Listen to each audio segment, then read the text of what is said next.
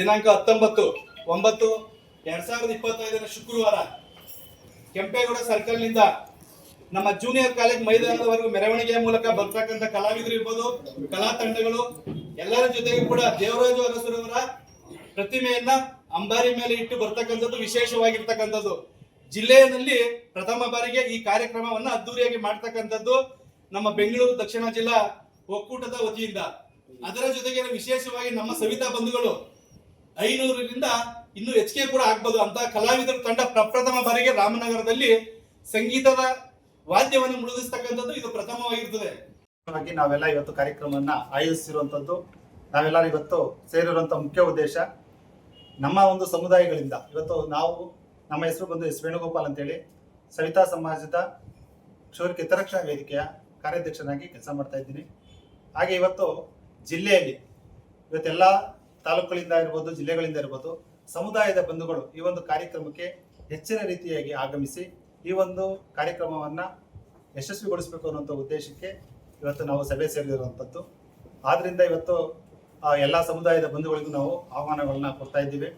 ಹಾಗೆ ಇವತ್ತು ಕುಟುಂಬ ಸಮೇತರಾಗಿ ತಾವೆಲ್ಲರೂ ಬರಬೇಕು ಇವತ್ತು ಈ ಕಾರ್ಯಕ್ರಮಕ್ಕೆ ಅಂತ ಸಹ ನಮ್ಮ ಸಮುದಾಯದ ಬಂಧುಗಳಿಗೆ ನಾವು ಮಾಹಿತಿಗಳನ್ನ ಕೊಡ್ತಾ ಇದ್ದೀವಿ. ಮತ್ತೆ ಈ ಒಂದು ಕಾರ್ಯಕ್ರಮದಲ್ಲಿ ಮುಖ್ಯವಾಗಿ ಯಾಕೆ ಅನ್ನುವಂಥದ್ದಿದ್ರೆ, ನಾವು ಈ ಕಾರ್ಯಕ್ರಮಕ್ಕೆ ಪ್ರಮುಖ ಉದ್ದೇಶ ಏನಂದ್ರೆ, ನಮ್ಮ ಜಿಲ್ಲೆಗಳಿಂದ ಇವತ್ತು ಹಿಂದುಳಿದ ವರ್ಗ ಅನ್ನುವಂಥದ್ದು ನಮ್ಮ ಶಕ್ತಿಯಾಗಿ ಇವತ್ತು ನಮ್ಮ ನಾಗರಾಜ್ ಸರ್ ಇವತ್ತು ಆಯೋಜಿಸಿದ್ದಾರೆ.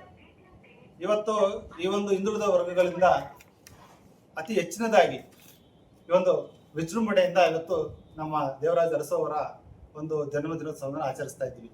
ಇದರ ಮುಖ್ಯ ಉದ್ದೇಶ ಹಿಂದುಳಿದ ವರ್ಗಗಳ ಸಂಘಟನೆಗಳನ್ನು ಬಲಿಷ್ಠ ಮಾಡುವಂಥದ್ದು. ಮತ್ತೆ ಇವತ್ತು ಹಿಂದುಳಿದ ವರ್ಗಗಳು ಹಲವಾರು ಸಮಸ್ಯೆಗಳಾಗಿರ್ಬೋದು, ಹಲವಾರು ಒಂದು ಕಷ್ಟಕರ್ಪಣೆಗಳಿರ್ಬೋದು, ಸಮಸ್ಯೆಗಳು ಜಿಲ್ಲೆಗಳಾದ್ಯಂತ ಹಲವಾರು ಜಿಲ್ಲೆಗಳಲ್ಲಿ ನಮ್ಮ ಹಿಂದುಳಿದ ವರ್ಗಗಳಿಗೆ ಒಂದು ಸಮಸ್ಯೆಗಳಾಗಿರ್ಬೋದು. ಇದಕ್ಕೆಲ್ಲದಕ್ಕೂ ಮೂಲವಾಗಿ ನಾವೆಲ್ಲ ಇವತ್ತು ಹಿಂದುಳಿದ ವರ್ಗಗಳನ್ನು ನಾವು ಒಗ್ಗಟ್ಟಿಂದ ಈ ಒಂದು ಸಂಘಟನೆಗಳನ್ನ ಇದು ಮಾಡಿ ಇವತ್ತು ಸಮಾಜದಲ್ಲಿ ಏನೇ ಒಂದು ವಿಚಾರದಲ್ಲೂ ನಾವು ಒಗ್ಗಟ್ಟಾಗಿರ್ತೀವಿ ಅನ್ನುವಂಥ ಉದ್ದೇಶಕ್ಕೆ ಇವತ್ತು ಈ ಕಾರ್ಯಕ್ರಮವನ್ನು ಸಹ ಹಮ್ಮಿಕೊಂಡಿದ್ದೀವಿ. ಈ ಒಂದು ವಿಚಾರಕ್ಕೆ ನಮ್ಮ ಶಾಸಕರಾದ ಮಾನ್ಯ ಇಕ್ಬಾಲ್ ಹುಸೇನ್ ಸರ್ ಅವರು ತುಂಬಾ ಪೂರಕವಾಗಿ ನಮ್ಗೆ ಇಲ್ಲಿ ಬೆಂಬಲ ಕೊಟ್ಟು ಇದನ್ನ ಕಾರ್ಯಕ್ರಮವನ್ನು ಆಯೋಜಿಸಿಕೊಡ್ತಾ ಇದ್ದಾರೆ. ಅವ್ರಿಗೂ ಸಹ ನಾನು ತುಂಬ ಹೃದಯದ ಧನ್ಯವಾದಗಳನ್ನ ಹೇಳಲಿಕ್ಕೆ ಬಯಸ್ತಾ ಇದ್ದೀನಿ. ಮತ್ತೆ ಇವತ್ತು ಇವತ್ತು ಕ್ಯಾಬಿನೆಟ್ ಸಚಿವರೆಲ್ಲ ಬರುವಂತದ್ರಿಂದ ನಮ್ಮ ಸಮುದಾಯಗಳ ವಿಚಾರವಾಗಿ ಸಹ ನಾವು ಒಂದು ಮನವಿಗಳನ್ನ ಕೊಡುವಂತದ್ದಿದ್ದೀವಿ.